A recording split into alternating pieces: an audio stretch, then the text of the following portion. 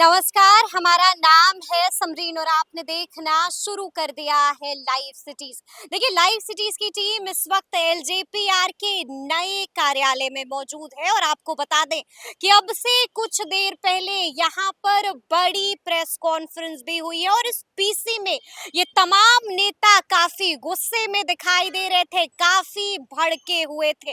अब आप सोच रहे होंगे कि भला ऐसा क्या कुछ हो गया था, क्या कुछ कह रहे हैं ये तमाम नेता, क्यों बुलाई गई थी अब से कुछ देर पहले यहाँ पर बड़ी प्रेस कॉन्फ्रेंस, आप खुद ही देख लीजिए। सबका बहुत बहुत आभार कि इस प्रेस वार्ता के लिए आप यहाँ उपस्थित हुए। सर्वप्रथम मैं मेरी पार्टी की ओर से, मेरे माननीय राष्ट्रीय अध्यक्ष श्री चिराग पासवान जी की ओर से, बिहार के उपचुनाव में 4 सीटें जो एनडीए को मिली हैं और झारखंड और महाराष्ट्र में भी अप्रत्याशित रूप से मिली सफलता के लिए आपके माध्यम से बिहार की जनता को, झारखंड और महाराष्ट्र और सभी एनडीए के कार्यकर्ताओं को बधाई देना चाहता हूं, उनका अभिनंदन करना चाहता हूं। देखिए, सर्वप्रथम जो पहला विषय है आज की प्रेस वार्ता का, वो है गया में जिस प्रकार से हमारे पार्टी के और विशेष रूप से बिहार के कन-कन के प्रिय चिराग पासवान जी, जो आज युवाओं की आशाएं और आकांक्षाओं के प्रतीक बन चुके हैं, ऐसे नेता के समर्थकों पर सिर्फ इसलिए हमला किया जाता है, उन्हें बुरी तरीके से पीटा जाता है कि वो चिराग पासवान जी के समर्थन में गाना बजाकर सेलिब्रेट कर रहे थे उपचुनाव के रिजल्ट के बाद। और मैं ये कहना चाहता हूं आपके माध्यम से कि देखिए, यही बिहार का नव सामंतवाद है, यही बिहार का वो दौर है जिससे बिहार आज भी डरता है कि कहीं वो 90 के दशक का बिहार, उसकी पुनरावृत्ति न हो, जहां एक आम इंसान अपने नेता के जीत को या अपने गठबंधन की जीत को या अपनी पार्टी की जीत को अपने जिले में, अपने जगह पर सेलिब्रेट भी न कर सके। और इस विषय में हमारी पार्टी, लोक जनशक्ति पार्टी रामविलास, इस विषय को पूरी गंभीरता से लेते हुए आज हमारे पार्टी के, हमारे दल के प्रधान महासचिव श्री संजय पासवान जी के नेतृत्व में, जिसमें हमारी पार्टी की महिला अध्यक्षा श्रीमती शोभा पासवान जी के साथ एक 5 लोगों की समिति आज गया गई है। वहां पूरे घटनाक्रम की जानकारी लेकर अगले 24 घंटे में हमारी पार्टी पूरी मजबूती से उन लोगों के लिए आवाज बनने का काम करेगी और उन सभी लोगों को जिस प्रकार का वो प्रश्न कर रहे हैं उसी प्रकार से उत्तर देने का काम करेगी और आगे इस प्रकार की किसी घटना की पुनरावृत्ति ना हो, इसलिए हमारी पार्टी और हमारे नेता वहां जाकर वहां के स्थानीय प्रशासन से भी मिलेंगे और वहां इस पर त्वरित रूप से एफआईआर दर्ज हो और जो इसमें दोषी हैं, जो ये नव सामंतवाद के प्रेरक हैं, इनकी त्वरित गिरफ्तारी हो, इन पर फास्ट ट्रैक से मुकदमा चले, इसकी मांग हमारी पार्टी के वरिष्ठ नेता करने वाले। सरकार आप लोग की है, लगातार बिहार में अपराध बढ़ते जा रहे हैं। आप लोग 2005 से पहले का अपराध गिनाते थे, आप लोग के बीच सरकार में अभी एनडीए की डबल इंजन की सरकार है, अपराध लगातार बढ़ते जा रहा है बिहार में। देखिए, कहीं भी किसी की भी सरकार हो, किसी जिले में या किसी भी राज्य में, अगर कोई ये तय कर ले कि किसी गरीब को, किसी वंचित को, किसी शोषित को दबाना है, तो दुनिया की कोई सरकार उसे प्रिएम्प्टिव तरीके से नहीं रोक सकती है। आप हमेशा उस घटना के रिएक्टिव मोड में आकर आगे उसकी पुनरावृत्ति ना हो, ये इंश्योर कर सकते हैं। आप कोई सेलिब्रेट कर रहा है, उसको पीटने लगे कहीं किसी गांव में, इसको कैसे कोई सरकार रोक सकती है? लेकिन उस घटना के बाद हमारा एज अ पार्टी और एज अ सरकार, एनडीए की जो सरकार है, वो उस पर कैसे रिएक्ट करती है, ये महत्वपूर्ण होता है। और मैं आपको आश्वस्त करता हूं कि नीतीश कुमार जी के नेतृत्व में वर्तमान एनडीए सरकार में कोई भी व्यक्ति हो, अगर वो दोषी है तो वो बख्शा नहीं जाएगा, मैं आपको आश्वस्त करता हूं। लगता है ना कि कानून व्यवस्था जो है नीतीश कुमार की सरकार में कहीं ना कहीं गड़बड़ है, तभी तो ऐसा हो रहा है। देखिए, बात मैं फिर से वही विषय कह रहा हूं आपको कि ये विषय कानून व्यवस्था का नहीं है, ये विषय उस मानसिकता का है जिसमें एक वर्ग को विशेष रूप से दबाने का प्रयास आज से नहीं वर्षों वर्षों से चला आ रहा है। और प्रत्येक गांव में आप चले जाइए बिहार के, वो चीजें रिपोर्ट नहीं होती हैं, लेकिन कहीं ना कहीं है।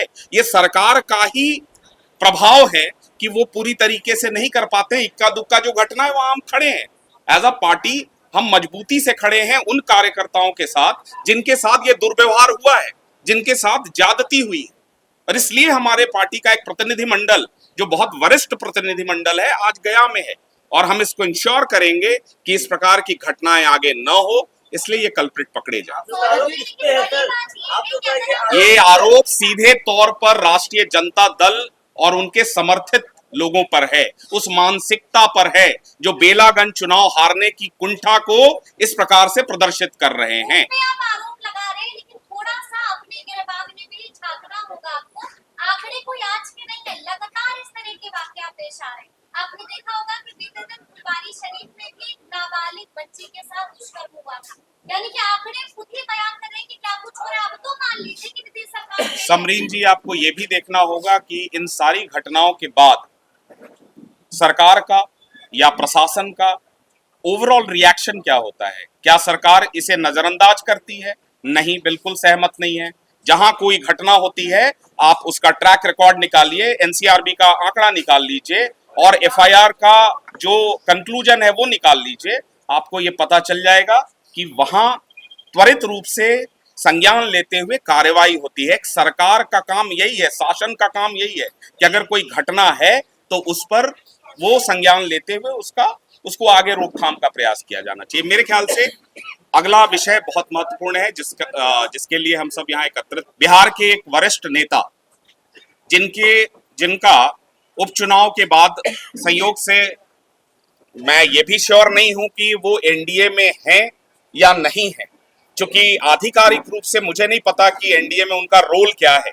बट मैं बात आदरणीय आनंद मोहन जी की कर रहा हूं, जिन्होंने बड़े गंभीर रूप से कुछ एक ऐसी चीजों को रखा है जो अत्यंत आपत्तिजनक है, कुछ एक चीजें हैं जो अत्यंत हास्यास्पद है।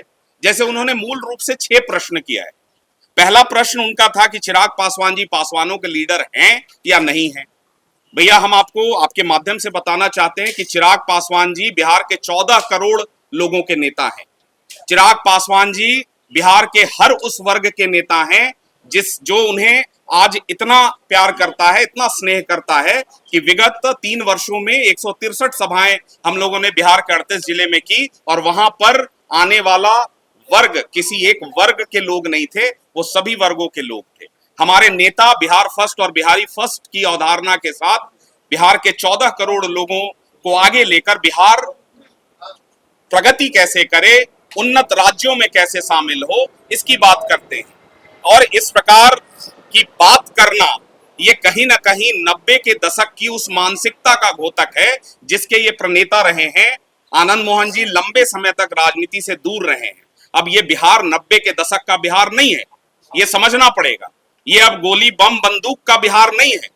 ये अब बिहार वो राज्य है जहां 60% से ज्यादा युवा हैं। ये वो माई समीकरण वाला बिहार नहीं है, ये नया माई समीकरण वाला बिहार है जिसमें एम का मतलब है महिला और वाई का मतलब है यूथ यानी युवा।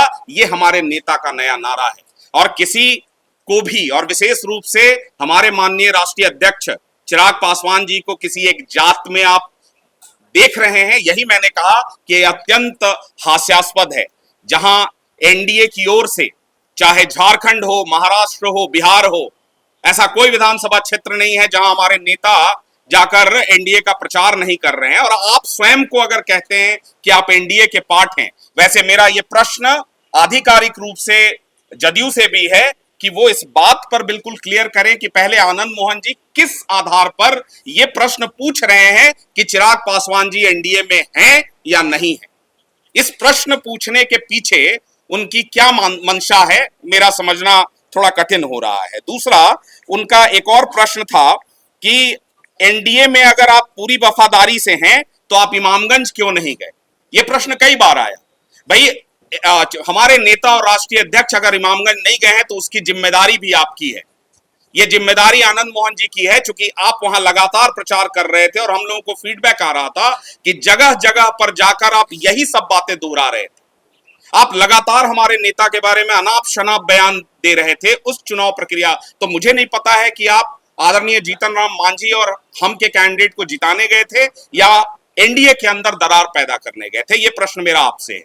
तीसरा आपका प्रश्न था कि आप वैशाली में हमारा यानी एक जाति विशेष का वोट ले लेते हैं लेकिन 3 बार प्रोग्राम करके नहीं आते हैं। भाई मेरा प्रश्न आदरणीय आनंद मोहन जी से है कि क्या आप नीतीश कुमार जी को, आदरणीय मुख्यमंत्री नीतीश कुमार जी को एक जाति विशेष का नेता मानते हैं? क्या आप उपेंद्र कुशवाहा जी को एक जाति विशेष का नेता मानते हैं? क्या आप जीतन राम मांझी जी को एक जाति विशेष का नेता मानते हैं? भाई किसी इस प्रकार की भाषा से आप किसको फायदा पहुंचाना चाहते हैं? ये तो आप एनडीए के अंदर एक प्रकार से सभी नेताओं पर आपका प्रश्न है कि कोई व्यक्ति अगर किसी जाति विशेष से है तो क्या वो उसी जाति का नेता है? और ये इस प्रकार की शब्दावली का प्रयोग आप स्वयं को अगर एनडीए के नेता के तौर पर कह रहे हैं, जो आप मेरी जानकारी के हिसाब से है नहीं, तो भाई ये कहीं से भी सही नहीं है और हम इस पर अपनी कड़ी प्रतिक्रिया व्यक्त करते हैं। उनका एक और प्रश्न था कि आप किधर हैं, एनडीए में हैं या नहीं ये तय करिए। भाई पहले तो आपको ये बताना होगा कि इस प्रश्न को पूछने की का आधिकारिक रूप से क्या आप ये प्रश्न पूछ सकते हैं?